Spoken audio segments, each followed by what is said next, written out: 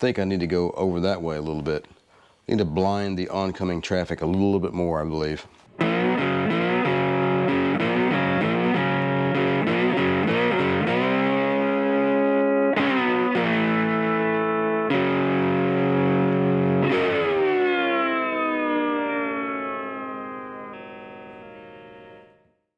All right, welcome back. You guys will have to try to ignore my beautiful, deep baritone voice, baby. I had a massive head/throat cold over the past weekend, and it was a doozy. As you know, back in the day, the headlights, you know, back in the day before the LEDs and everything, in the 70s and the 80s, you know, your headlights are on low beam, right?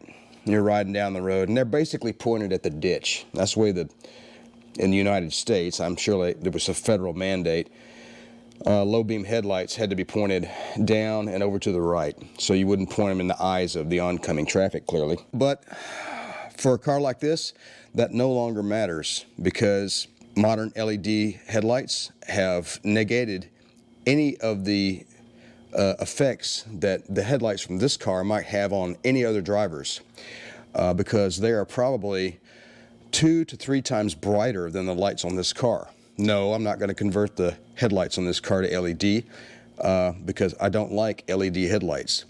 I don't like the way they look. I don't like their light. I like halogen lights. I like the way they look. They're easy on the eyes. And I don't like the sharp contrast delineation of an LED headlight as it chops off at the edge of the beam. You get light, dark, and, you know, nothing else. So I like these old school headlights, so that's what I'm going to do. I'm going to keep these. Consequently, on the old Cadillac over there, I had the same problem. I had one headlight pointing off in the ditch, I had another one pointing up in a tree. It was ridiculous. So I basically had to remove them all and replace all of the adjusters, because they were just all broken. And once I got that squared away, I just pointed them dead straight. I mean, no deviation whatsoever. Just pointed out. I got my level out, put it on the light, and pointed them dead straight at a piece of wood. And then I went out and did a test drive, and man, that was really, really nice. A huge improvement. So that's what I'm going to do with this car. However, these adjuster things, I think they're 13 millimeter. There's like several bolts, plastic bolts on the back of these headlights. None of them do anything. So I'm going to make an assumption that says, 1, I don't know what I'm doing. 2, the threads inside them are trash. 3, there's something broken inside and not letting the threads engage. 1 or more of those options is probably correct. I do not have a service manual procedure on adjusting these headlights, but you know, the way I see it, how hard could it be? So what I'm going to do is basically take the headlight assembly out, or as far as I need to, and see what we can see. It's been a while, and I just want to dig in here and review myself on how everything is put together. And I'm taking these plastic nuts off here. Those things. And let's see, there's 4 of them, apparently. Everything I'm doing is back behind here on the headlights, so not really a way I can film it. It's really easy anyway. All I'm doing is unscrewing stuff. And let's see, let's take some wires off next. There's one wire. Wiring harness connector, that is. How many are there? Is it just one? Okay. Oh no, it's 2. There it is. There's the other one. It's right in front of my face. I sound like Barry White. Hey, baby. Would you like to ride in my Mercedes? All right, let's see what we got here. There are other bolts and things that are holding this in. All right, so I got that other plastic knob off of the back of that. So that just comes out like that, no big deal. And let's go ahead and take off this bottom trim cover. Okay. A tiny little 8mm closed-in wrench it is.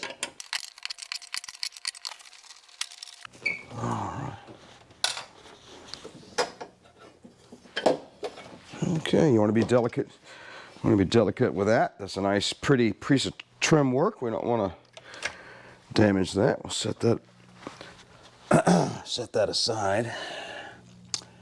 And let's see what's next here. Got an 8mm on the nail bracket underneath here.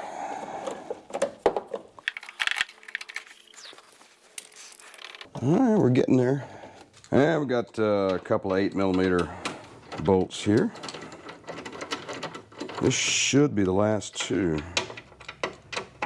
in my mind.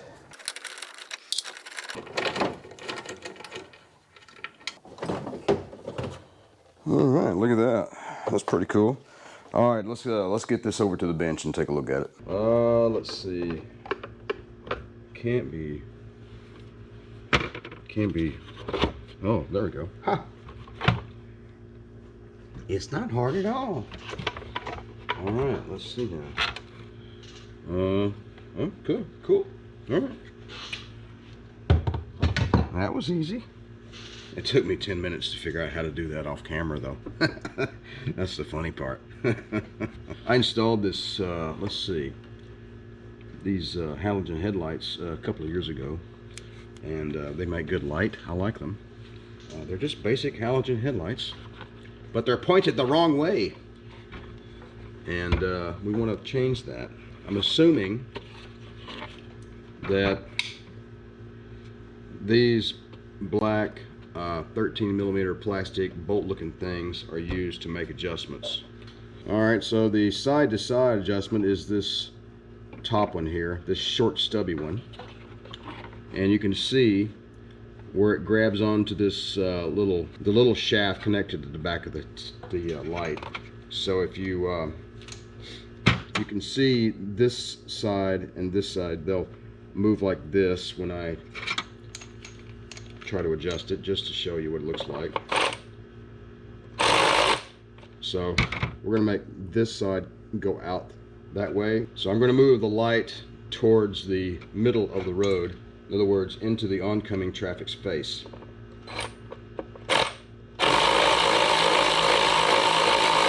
Now they're really annoyed.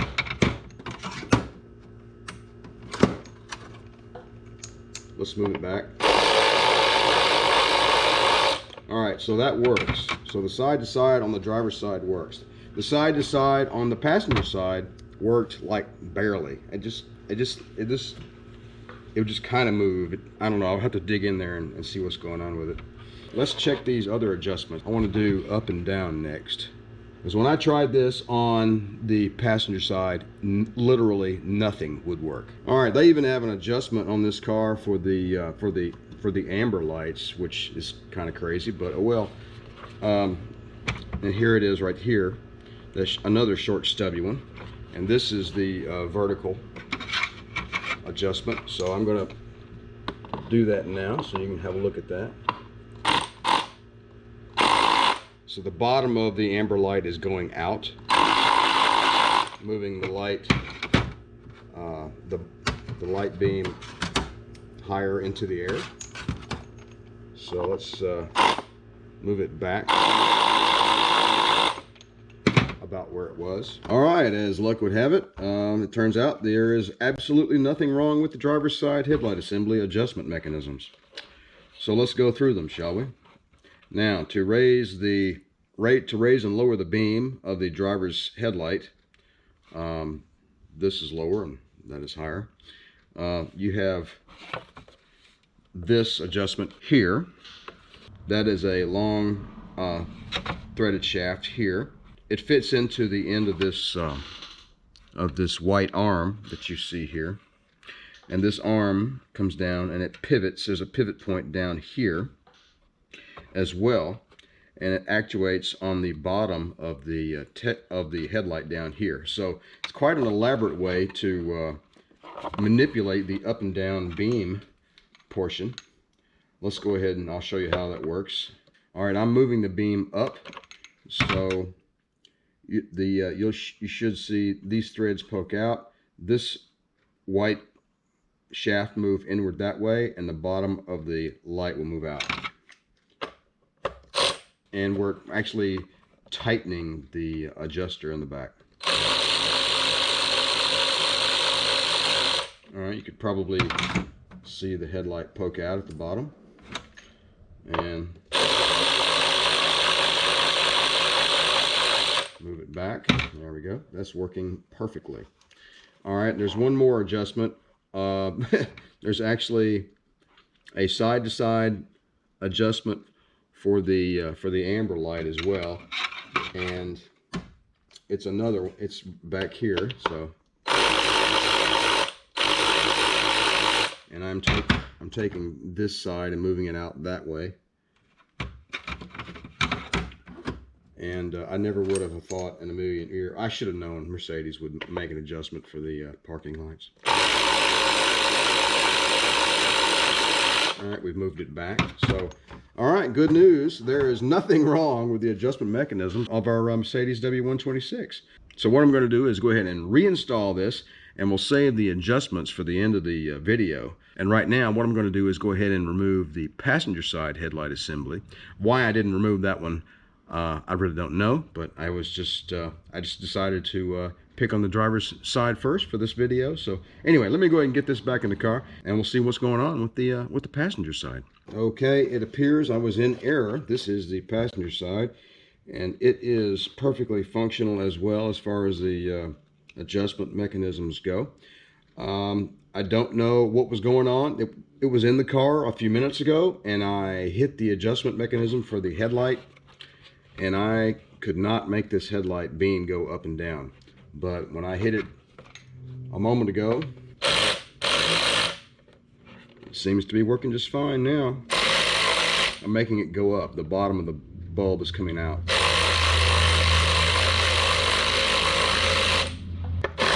Go back in.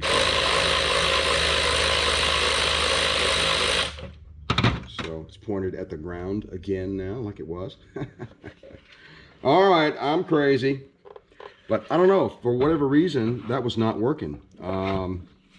Maybe the threads were slipping or something, but I think basically this is an exercise in, well, exercising all of the adjustment mechanisms on both of our headlight assemblies. And it's good to just go through the whole thing and just see how all of the adjustments work. You know, that was education for me. I've never done that before. So maybe others here have, but I have not done that before. So anyway, I'll tell you what, let me go ahead and get this thing back on the car, and then up next we'll go ahead and do some final adjustments on our headlights the way I like them. All right, let's try to do some adjustments here. Let's go ahead and turn the lights on. And let's see where our headlight crosses the beam. Let's see, between the 1 foot 10 inch mark and the 2 foot 3 inch mark. So 1, 2, 3, 4, 5, 2.5 inches up will be the midpoint. So 2 feet and 1/2 inch is our target elevation. You guys get all that? Target elevation achieved. All right. Now we're going to eyeball the straightness here.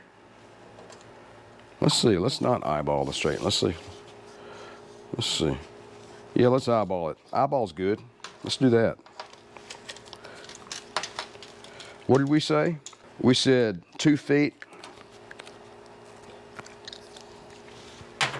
and 1/2 inch. So that's right there.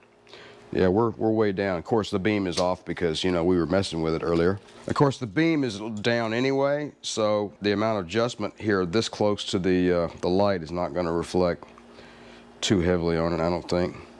Am I losing you guys? I'm losing my voice, I know that. Let's see, let's do that again. 1, 2, 3, 4, 5, 2.5. Yeah, 2 feet, and okay, so let's do that. All right, so there we go. Let's go ahead and see if we can't hit our target elevation there.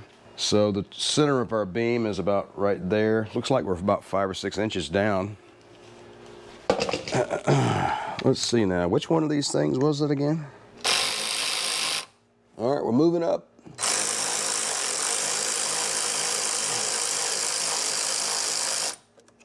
And it looks like it's about right. All right, I might be a little high there, so let's see what that did to the beam on the tape measure here. So yeah, as I suspected, not a whole lot. Well, actually, it moved it up an inch. Now we're at 1 inch below the 2 foot, up to 4 inches above the 2 foot. So now the midway point is 2 feet and 1.5 inches. I'm sure there's a better way to do this. 2 feet and 1.5 inches is the new one. So I'm going to hit it up a little bit more, I think. Yeah, all right. We'll see what the bright does. All right. All right, let's do the side to side next. All right, I know this looks rudimentary, but since my target is so close in front of the car, it shouldn't really matter all that much. I think I need to go over that way a little bit. I need to blind the oncoming traffic a little bit more, I believe. All right, let's do the side to side. Just need to go to the left a little bit. Wrong way.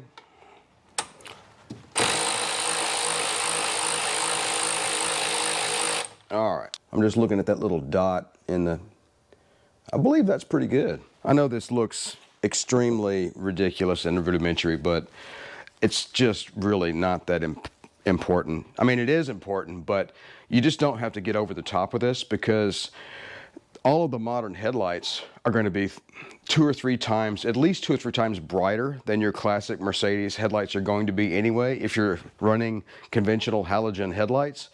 So you can point them at the moon, you can point them dead straight in the eyes of the oncoming traffic, and their lights are so bright it just won't matter. So that's the reason why I'm doing it like this. I'm just going to point them dead straight ahead, and it'll work out just fine. I'm going to fiddle around with the amber light next.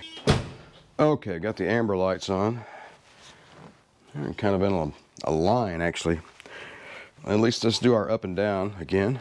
And let's see, I'm in front of the amber light now, so the light is a little more diffuse. So it's 1 inch below the 2 foot mark and up to the 2 foot and 3 inch mark.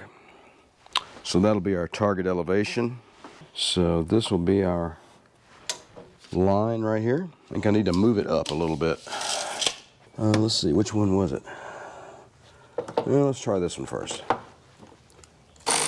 Nope, that's the side to side. Let me put it back to where it was.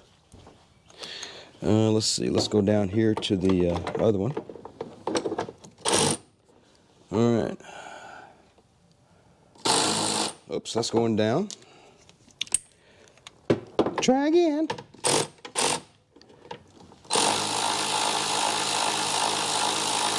All right, I got the middle, I got that yellow beam sort of centered on that black line I just put there.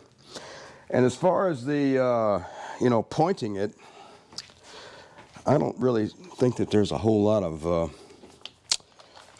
importance about the amber beam and the direction of it, the way it's pointed. But I'm going to do the best I can and just kind of eyeball it. That'll be good enough. All right, there you go. Headlight pointing procedure completed on the driver's side. I'm going to go ahead and do the passenger side off camera, and then the next thing you're going to see is a test drive at night. All right, it's kind of hard to film this at night, especially when there's so much traffic out and about. You just don't realize how many cars there are on the roads these days. But the headlights are performing just like I want them to be. They're pointed dead straight ahead and not into the ditch, and I really enjoy that. And like I said, the old halogen headlights are no match for these modern ones, so it doesn't really matter. You can point them anywhere you want, really. So there you go. There's on bright, and no one cares. Do do do do do do. My lights are on bright and no one cares. There we go. Now, so there you go. Dim and bright. Shining way on down the road. And I know it's kind of hard to see on the camera. Trying to film on a GoPro in a car at night is pretty silly, but there you go. All right, folks, that's all for now. I appreciate you guys stopping by the channel, even when I have a head cold and I can hardly talk. But I did sound a little bit like Barry White, so you know what? At least there's that. I appreciate you guys stopping by the channel. Don't forget to like, share, and subscribe. And if you'd like to be notified whenever I release a new video, don't forget to click that little bell down below. There's my dark finger somewhere. You guys have a good one, and remember to enjoy driving your classic Mercedes at night. At night. At night.